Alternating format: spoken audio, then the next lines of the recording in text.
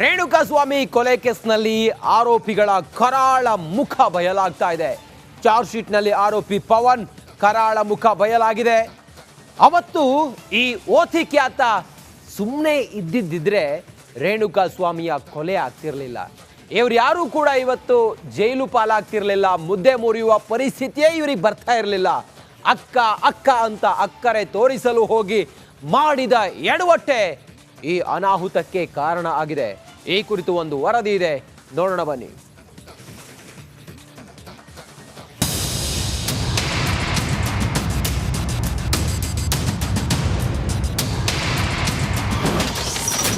ಪವನ್ ಮಾಡಿದ ಎಡವಟ್ಟು ಡಿ ಗ್ಯಾಂಗ್ಗೆ ಆಪತ್ತು. ಚಾರ್ಜ್ ಶೀಟ್ನಲ್ಲಿ ಪವನ್ ಬಾಯ್ಬಿಟ್ಟ ಅಸಲಿ ಸತ್ಯ.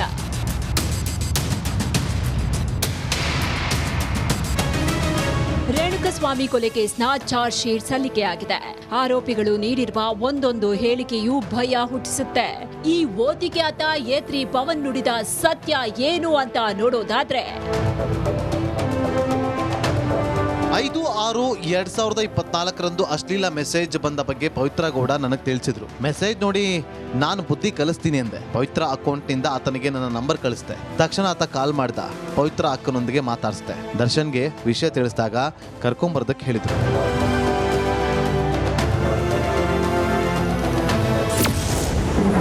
ಪವಿತ್ರ ಗೌಡಗೆ ಮರ್ಮಾಂಗದ ಫೋಟೋ ಕಳಿಸಿದ್ದ ರೇಣುಕಾ. ಆತ ನಿರಂತರವಾಗಿ ಮೆಸೇಜ್ ಮಾಡ್ತಾನೆ ಇದ್ದ. ಗುಪ್ತಾಂಗ ಕಾಂಡೋಮ್ ಫೋಟೋ ಕಳಿಸ್ತಾ ಇದ್ದ. ವಿ ವಾಶ್ ಫೋಟೋ ಕಳಿಸಿ ಕೊರಿಯರ್ ಮಾಡ್ಲಾ ಅಂದಿದ್ದ. ನಾನು ಪ್ರಚೋದನೆ ಕೊಡುವಂತೆ ಮಾತಾಡಿ ಮಾಹಿತಿ ಕೇಳಿದೆ. ಈ ವೇಳೆ ರೇಣುಕಾಸ್ವಾಮಿ ತನ್ನ ಫೋಟೋ ಕಳಿಸಿ ಬಳಿಕ ಡಿಲೀಟ್ ಮಾಡಿದ. ನಾನು ಆತನ ಫೋಟೋ ಸ್ಕ್ರೀನ್ ಶಾಟ್ ತೆಗೆದುಕೊಂಡಿದ್ದೆ. ಬಳಿಕ ಚಿತ್ರದುರ್ಗದಲ್ಲಿರೋದಾಗಿ ಲೈವ್ ಲೊಕೇಶನ್ ಕಳಿಸ್ತಾ. ರೇಣುಕಾಗೆ ಕೆಡ್ಡ ತೋಡಿದ ದರ್ಶನ್ ಅಭಿಮಾನಿ ಸಂಘ.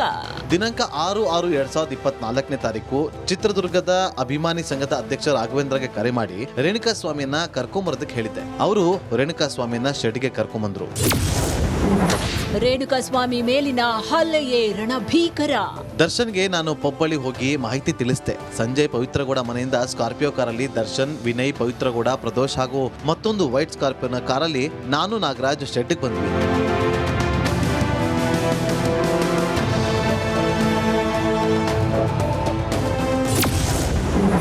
ರೇಣುಕಾ ಮೇಲೆ ಮೃಗದಂತೆ ಎರಗಿದ ರಕ್ಕಸರು. ದರ್ಶನ್ ಅಲ್ಲಿದ್ದ ಮರದ ಕೊಂಬೆ ಮುರಿದು ನನ್ನ ಹೆಂಡತಿಗೆ ಮೆಸೇಜ್ ಮಾಡ್ತೀಯಾ ಅಂತ ರೇಣುಕಾಸ್ವಾಮಿಗೆ ತಿಳಿಸಿದ್ರು. ಪವಿತ್ರ ಚಪ್ಪಲಿಯಿಂದ ಹೊಡೆದ್ಲು. ಬಳಿಕ ರೇಣುಕಾಸ್ವಾಮಿ ಮೊಬೈಲ್ ನಲ್ಲಿ ಮೆಸೇಜ್ ನೋಡಿದ ದರ್ಶನ್ ರೇಣುಕಾಸ್ವಾಮಿ ಗುಪ್ತಾಂಗಕ್ಕೆ ಒದ್ದು ಎದೆಗೆ ಬಲವಾಗಿ ಒದ್ರು. ಆಗ ಲಕ್ಷ್ಮಣ್ ಪಕ್ಕೆಗೆ ಪಂಚ್ ಮಾಡ್ದ. ನಾಗರಾಜ್ ಬೆನ್ನಿಗೆ ಹಗ್ಗದಿಂದ ಹೊಡೆದಿದ್ದು, ವಿನಯ್ ಕಾಲ್ನಿಂದ ಒದ್ದಿದ್ದ. ಹಲ್ಲೆಯ ಭೀಕರತೆಯನ್ನ ವಿಡಿಯೋ ಮಾಡಿ ವಿಕೃತಿ. ರೇಣುಕಾಸ್ವಾಮಿಗೆ ಚಿತ್ರಹಿಂಸೆ ಮಾಡಿರೋದನ್ನ ವಿಡಿಯೋ ಮಾಡುವಂತೆ ದರ್ಶನ್ ಪ್ರದೋಷ್ಗೆ ಹೇಳಿದ್ರು. ಆತ ವಿಡಿಯೋ ಮಾಡಿದ್ದ.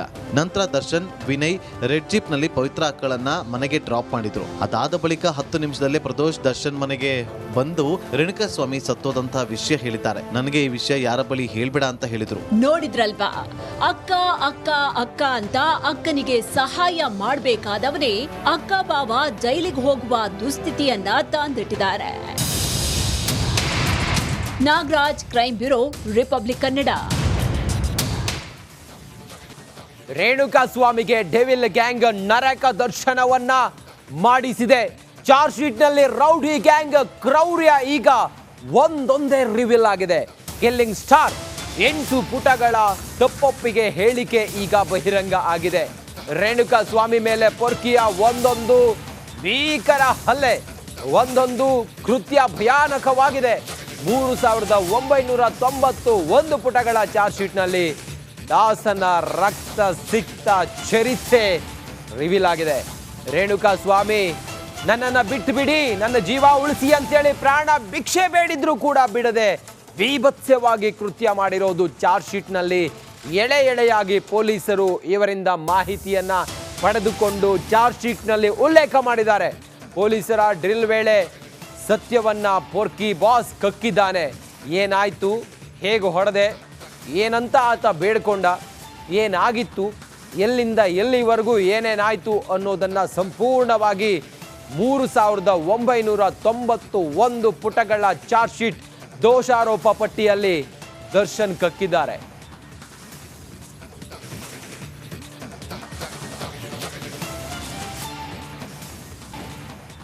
ತಾನೇ ಮಾಡಿದ ಕ್ರೌರ್ಯ ಚಾರ್ಜ್ ಶೀಟ್ನಲ್ಲಿ ಹೊರಬೀಳ್ತಾ ಇದ್ದಂತೆ ಶಾಕ್ಗೆ ಒಳಗಾಗಿದ್ದಾರೆ ದರ್ಶನ್. ಬಳ್ಳಾರಿ ಸೆಂಟ್ರಲ್ ಜೈಲ್ ಸೆಲ್ನಲ್ಲಿ ಬೆಚ್ಚಿ ಬಿದ್ದಿದ್ದಾನೆ ದಾಸ. ಚಾರ್ಜ್ ಶೀಟ್ ಟೆನ್ಷನ್ನಲ್ಲೇ ನಿದ್ದೆ ಮಾಡದೆ ಕಾಟೇರ ವಿಲ ವಿಲ ಅಂಥೇಳಿ ಒದ್ದಾಡ್ತಾ ಇದ್ದಾರೆ. ಬೇಲ್ ಸಿಗತ್ತಾ ಸಿಗಲ್ವಾ ಅನ್ನೋ ಟೆನ್ಷನ್ನಲ್ಲಿದ್ದಾರೆ, ಚಿಂತೆಯಲ್ಲಿದ್ದಾರೆ ಪೊರ್ಕಿ. ನ್ಯಾಯಾಂಗ ಕಸ್ಟಡಿ ಮುಂದುವರಿಕೆಯಿಂದ ಡೆವಿಲ್ಗೆ ಸಂಕಷ್ಟ ಮತ್ತೆ ಎದುರಾಗಿದೆ. 3 ದಿನಗಳ ಕಾಲ ತಮ್ಮ ನ್ಯಾಯಾಂಗ ಬಂಧನದ ಅವಧಿ ವಿಸ್ತರಣೆ ಆಗಿದೆ. ಚಾರ್ಜ್ ಶೀಟ್ನಲ್ಲಿ ಉಲ್ಲೇಖ ಆಗಿರುವಂಥ ವಿಚಾರಗಳು ತಾನೇ ಬಾಯ್ಬಿಟ್ಟ ದೋಷಾರೋಪ ಪಟ್ಟಿಯಲ್ಲಿ ತಾನೇ ಹೇಳಿದ ತನ್ನ ತಪ್ಪೊಪ್ಪಿಗೆಯ ಮಾತುಗಳು ಈಗ ಎಲ್ಲ ಕಡೆಗಳಲ್ಲಿ ರಿವೀಲ್ ಆಗ್ತಾ ಇದ್ದಂತೆ ಬೆಚ್ಚಿ ಬಿದ್ದಿದ್ದಾರೆ. ನಿನ್ನೆ ರಾತ್ರಿ ಬಳ್ಳಾರಿ ಜೈಲಿನಲ್ಲಿ ನಿದ್ದೆನೇ ಮಾಡಿಲ್ವಂತೆ ದರ್ಶನ್. ಟೆನ್ಷನ್ಗೊಳಗಾಗಿದ್ದಾರೆ. ನ್ಯಾಯಾಂಗ ಬಂಧನದ ಅವಧಿ ಕೂಡ ವಿಸ್ತರಣೆ ಆಗಿದೆ. ಏನಾಗುತ್ತಪ್ಪ, ಬೇಲ್ ಸಿಗುತ್ತಾ ಸಿಗಲ್ವಾ ಅನ್ನೋ ಟೆನ್ಷನ್ನಲ್ಲಿದ್ದಾರೆ ದರ್ಶನ್. ಮುಂದೇನು ಅನ್ನೋದು ಕೂಡ ಈಗ ಅವರಿಗೆ ಎಲ್ಲವೂ ಕೂಡ ಕತ್ತಲು ಕವಿದಂಗಿದೆ. ಇನ್ನಷ್ಟು ಮಾಹಿತಿಯೊಂದಿಗೆ ನಮ್ಮ ಬಳ್ಳಾರಿಯ ಪ್ರತಿನಿಧಿ ರೇಣುಕಾರಾಧ್ಯ ನೇರ ಸಂಪರ್ಕದಲ್ಲಿ ಜಾಯ್ನ್ ಆಗಿದ್ದಾರೆ. ರೇಣುಕಾರಾಧ್ಯ, ಚಾರ್ಜ್ ಶೀಟ್ ಹೊರಬಿದ್ದಿದೆ, ದರ್ಶನ್ ಏನೇನು ಮಾಡಿದ್ದಾರೆ ಅನ್ನೋದು ಗೊತ್ತಾಗಿದೆ. ನಿನ್ನೆ ಹೇಗಿದ್ರು ದರ್ಶನ್? ಟೆನ್ಷನ್ನಲ್ಲಿದ್ದಾರಾ? ಬೇಲ್ ಸಿಗುತ್ತಾ? ಏನು ಕತೆ, ಏನು ಹೇಳ್ತಾರೆ, ಏನು ಕತೆ, ಏನಿದೆ ಈ ಹೊತ್ತಿಗೆ ವಿವರ?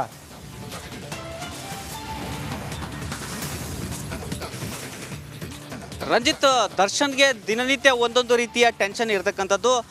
ನಿನ್ನೆ ಅವರು ವಿಸಿಗೆ ಅಟೆಂಡ್ ಆಗಬೇಕಿತ್ತು, ಅಂದರೆ ನ್ಯಾಯಾಲಯಕ್ಕೆ ಅಟೆಂಡ್ ಆಗಬೇಕಿತ್ತು.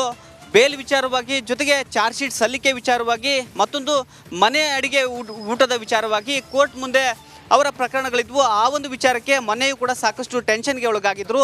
ನಿನ್ನೆ ಯಾವಾಗ ವಿಸಿ ಮೂಲಕ ಬಳ್ಳಾರಿ ಸೆಂಟ್ರಲ್ ಜೈಲಿನಿಂದನೇ ನೇರವಾಗಿ ಕೋರ್ಟ್ಗೆ ಹಾಜರಾಗ್ತಾರೆ, ಆ ಬಳಿಕ ಮತ್ತಷ್ಟು ಟೆನ್ಷನ್ಗೆ ಒಳಗಾಗಿದ್ದಾರೆ. ಯಾಕಂದರೆ ಚಾರ್ಜ್ ಶೀಟ್ನಲ್ಲಿರ್ತಕ್ಕಂಥ ಕೆಲವೊಂದು ಅಂಶಗಳು ಈಗ ಅಧಿಕೃತವಾಗಿ ಬಹಿರಂಗಗೊಂಡಿರ್ತಕ್ಕಂಥದ್ದು. ದರ್ಶನ್ ಇಲ್ಲಿ ರಂಜಿತ್, ಇಲ್ಲಿ ಪ್ರಮುಖವಾಗಿ ಗಮನಿಸಬೇಕಾದ ಅಂಶ ಏನಂದರೆ, ದರ್ಶನ್ ತಾನು ಏನು ಹೇಳಿಕೆ ಕೊಟ್ಟಿದ್ದೆ ಅನ್ನೋದು ಈ ಹಿಂದೆ ಅವರಿಗೂ ಕೂಡ ಗೊತ್ತಿತ್ತು. ಹೀಗಾಗಿ ಅವರಿಗೆ ಅದರ ಬಗ್ಗೆ ಒಂದಷ್ಟು ಟೆನ್ಷನ್ ಕಡಿಮೆ ಇತ್ತು. ಆದರೆ ಈಗ ಸಿಕ್ಕಿರ್ತಕ್ಕಂಥ ಮಾಹಿತಿ ಪ್ರಕಾರ, ಅಂದರೆ ಅವರ ಜೊತೆಗಿದ್ದವರು, ಅಂದರೆ ಆ ಒಂದು ಕೊಲೆ ನಡೆದಂಥ ಸಂದರ್ಭದಲ್ಲಿ ಅವರ ಜೊತೆಗಿದ್ದ ಇತರ ಆರೋಪಿಗಳೇನಿದ್ದಾರೆ ಅವರು ಕೊಟ್ಟಿರ್ತಕ್ಕಂಥ ಹೇಳಿಕೆಗಳಿಂದ ದರ್ಶನ್ಗೆ ಸಾಕಷ್ಟು ಟೆನ್ಷನ್ ಆಗಿದೆ. ಯಾಕಂದರೆ ಅವರು ಅಂದರೆ ಒಂದು ರೀತಿ ಅವರನ್ನೇ ಸಾಕ್ಷಿಯಾಗಿ ಪರಿಗಣಿಸಿರ್ತಕ್ಕಂಥದ್ದು. ಅಂದರೆ ಈ ದರ್ಶನ್ ಜೊತೆಗೆ ಏನು ಕೊಲೆ ಮಾಡಿದಂಥ ಸಂದರ್ಭದಲ್ಲಿ ಅವರಿದ್ದರು, ಅವರೆಲ್ಲರನ್ನೂ ಕೂಡ ಸಾಕ್ಷಿಯಾಗಿ ಪರಿಗಣನೆ ಮಾಡಿರ್ತಕ್ಕಂಥ ಹಿನ್ನೆಲೆಯಲ್ಲಿ ಅವರ ಹೇಳಿಕೆಗಳು ಈಗ ದರ್ಶನ್ ಅವರಿಗೆ ಮುಳುವಾಗ್ತಾ ಇರ್ತಕ್ಕಂಥದ್ದು. ಹೀಗಾಗಿ ಸಾಕಷ್ಟು ಟೆನ್ಷನ್ಗೆ ಒಳಗಾಗಿದ್ದಾರೆ. ಕಳೆದ ರಾತ್ರಿ ನಿದ್ದೆಯನ್ನು ಕೂಡ ದರ್ಶನ್ ಮಾಡಿಲ್ಲ. ಜೊತೆಗೆ ಇವತ್ತು ಬೆಳಗ್ಗೆ ಲೆಮನ್ ರೈಸ್ ಅವರಿಗೆ ಟಿಫನನ್ನು ನೀಡಲಾಗಿತ್ತು, ಅದನ್ನು ಕೂಡ ಮಾಡಿಲ್ಲ.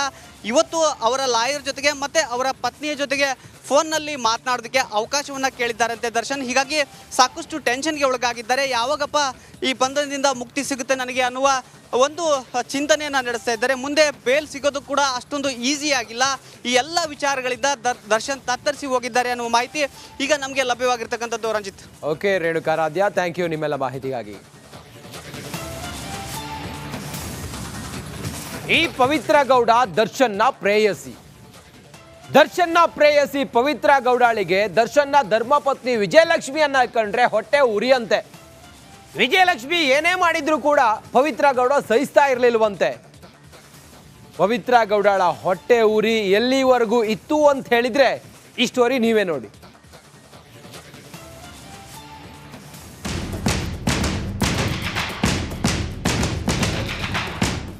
ಹಠ, ಎಲ್ಲದಕ್ಕೂ ಹೊಟ್ಟೆ ಉರಿ, ಕಿರಿಕಿರಿ ಅಂದ್ರೆ ಅಷ್ಟಿಷ್ಟಲ್ಲ. ಇದು ಪವಿತ್ರ ಗೌಡಾಳ ಮತ್ತೊಂದು ಮುಖ. ದರ್ಶನ್ ಪತ್ನಿ ವಿಜಯಲಕ್ಷ್ಮಿ ಜೊತೆ ಫಾರಿನ್ ಟ್ರಿಪ್ ಹೋದ್ರೂ ಹೊಟ್ಟೆ ಉರಿ, ಹೊಸ ಕಾರ್ ಕೊಡಿಸಿದ್ರು ಹೊಟ್ಟೆ ಉರಿ. ಇದು ದರ್ಶನ್ ಪ್ರೇಯಸಿ ಪವಿತ್ರಾಳ ಅಸಲಿಯತ್ತು.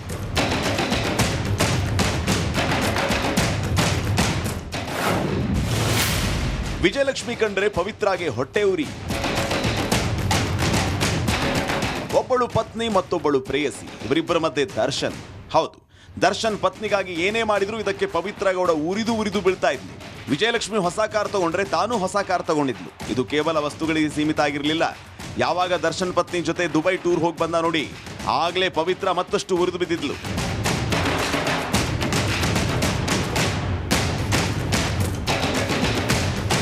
ಅಷ್ಟೇ ಯಾಕೆ, ರಾಜರಾಜೇಶ್ವರಿ ನಗರದಲ್ಲಿರುವ ವಿಜಯಲಕ್ಷ್ಮಿ ನಿವಾಸದ 1.5 ಕಿಲೋಮೀಟರ್ ದೂರದಲ್ಲೇ ಪವಿತ್ರ ಗೌಡ ಕೂಡ ಮನೆ ಖರೀದಿಸಿದ್ಲು.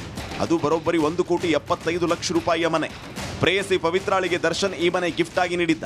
ಅಷ್ಟಕ್ಕೆ ಸುಮ್ಮನಾಗದ ಪವಿತ್ರ ಕಣ್ಣುರಿ ಮತ್ತಷ್ಟು ಹೆಚ್ಚಾಗತೊಡಗಿತು.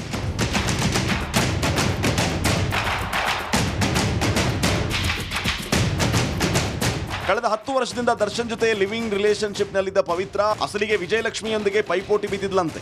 ದರ್ಶನ್ ಜೊತೆ ಇದೇ ವಿಚಾರಕ್ಕೆ ಕಿರಿಕ್ ಮಾಡ್ತಿದ್ಲಂತೆ.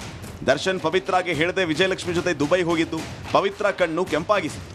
ಅವತ್ತಿನಿಂದ ದರ್ಶನ್ ಜೊತೆ ಜಗಳ ಮಾಡಿಕೊಂಡು ಮಾತಾಡೋದನ್ನು ನಿಲ್ಲಿಸಿದ್ಲು. ಇದೇ ರೇಣುಕಸ್ವಾಮಿ ಕೊಲೆಗೆ ನಾಂದಿಯಾಗಿದೆ ಎನ್ನಲಾಗ್ತಾ ಇದೆ. Bureau report, republic Kannada.